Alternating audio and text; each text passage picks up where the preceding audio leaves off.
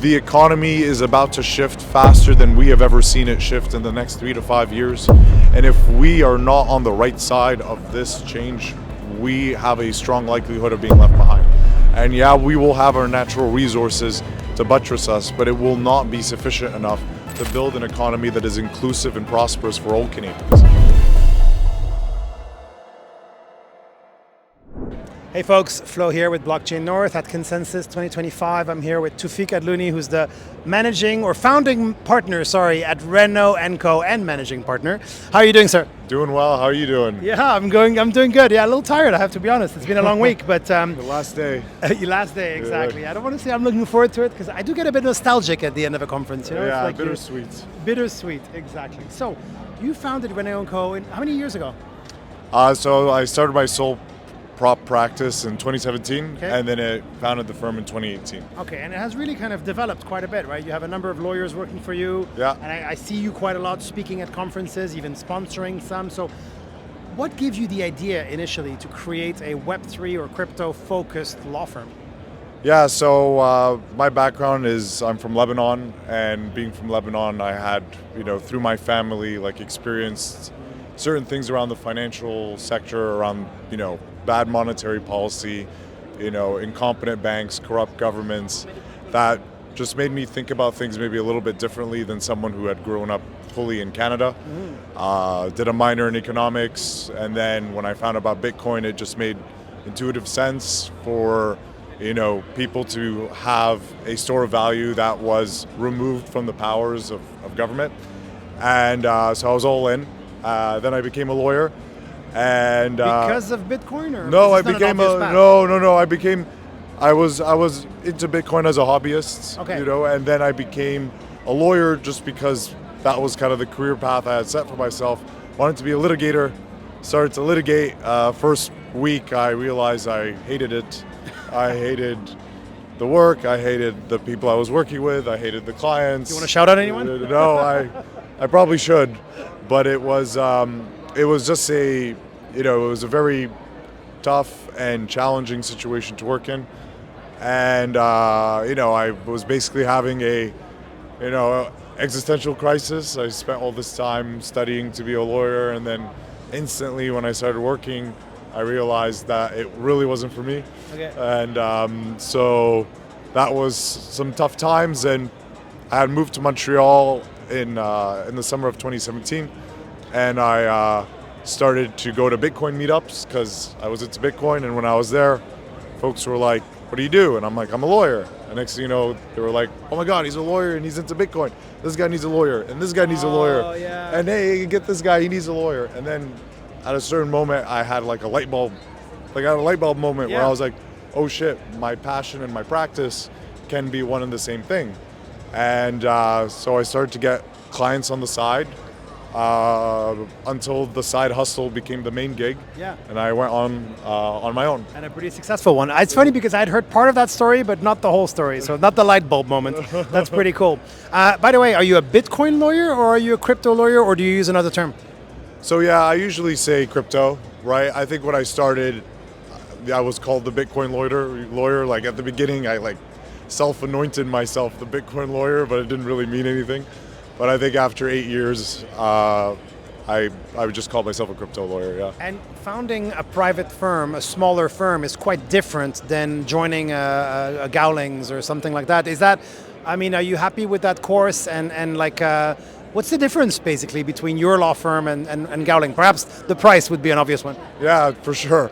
But I think for me, I was able to see everything that I didn't like about a law firm. I didn't like the culture, the way they treated the employees, the way that I felt that we were all just cogs in a billable hour machine.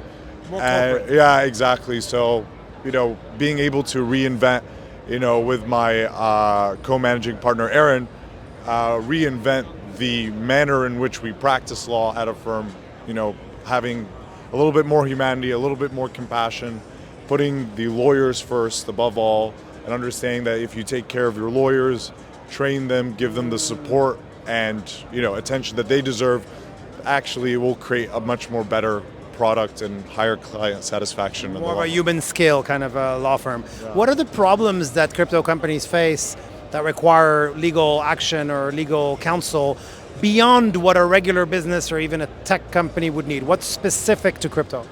I think the main thing is the token, right? The token is really the thing that sets it apart.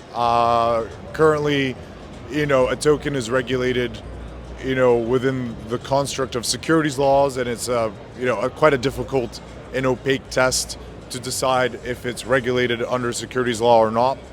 And because of that, there is a lot of uncertainty, and because of that uncertainty, there's a lot more, I would say, corporate and structuring hoops that clients have to go through. And mistakes that can be made, I guess. Well, of course, right? Because I think starting a regular startup, what we're trying to do is we're trying to make the time in which the entrepreneur could be focusing on making innovative products, the most valuable. The moment that we start putting, a variety of corporate structures, very Kafkaesque guidelines on how to operate their businesses, what it starts to do is starts to take away mind share from them to actually be putting, and money as well, to be putting into really developing amazing products, right? So it's unfortunate how much, these founders have to go through to be able to even launch in this space. And, it just upsets me. I feel like it's an inefficiency, and it's something that we need to collectively be able to support founders and not necessarily make them jump through a lot of hoops to do stuff. Speaking of founders, you support a lot of them.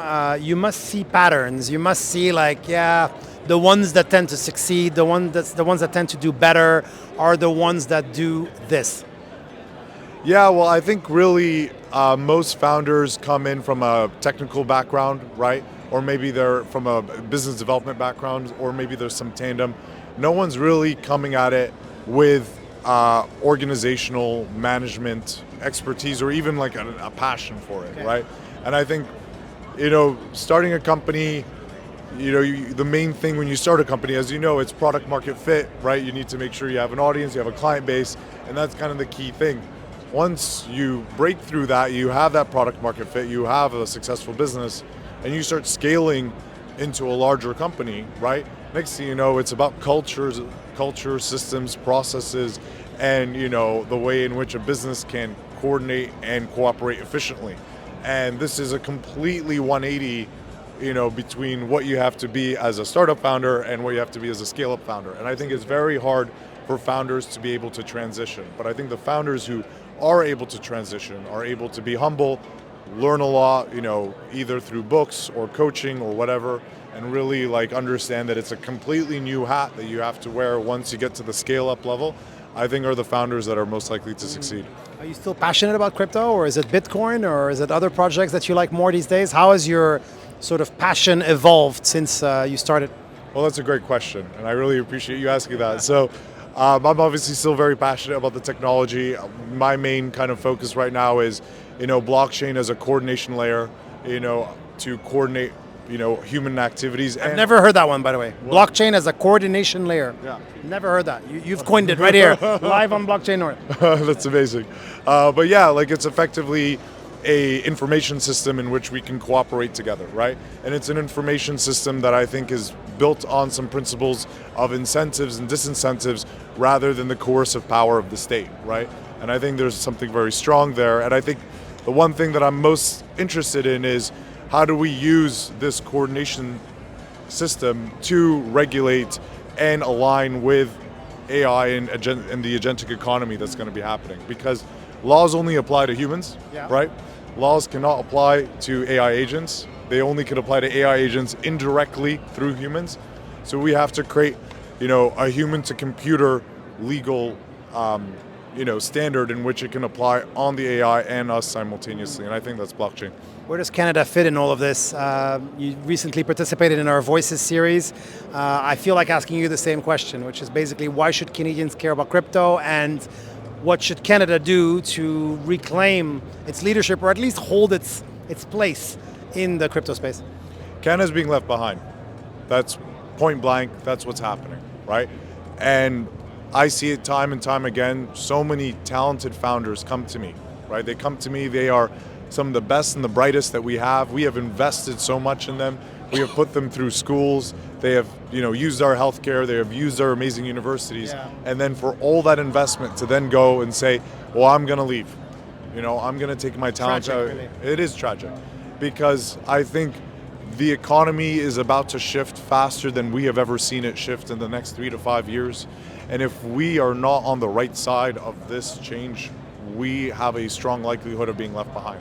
And yeah, we will have our natural resources to buttress us, but it will not be sufficient enough to build an economy that is inclusive and prosperous for all Canadians. So I really would want everyone to understand that it's not a crypto thing, it's not a blockchain thing. It is, how are we going to be building and creating the prosperity for our citizens in the economy of the future. Absolutely. And if we don't have the innovators investing, building, working here, then we're just going to be consistently left behind. What he said, supported by me and Blockchain North. I rarely say that. Never, actually. I think it's the first. Might have to edit it out after I look back on it.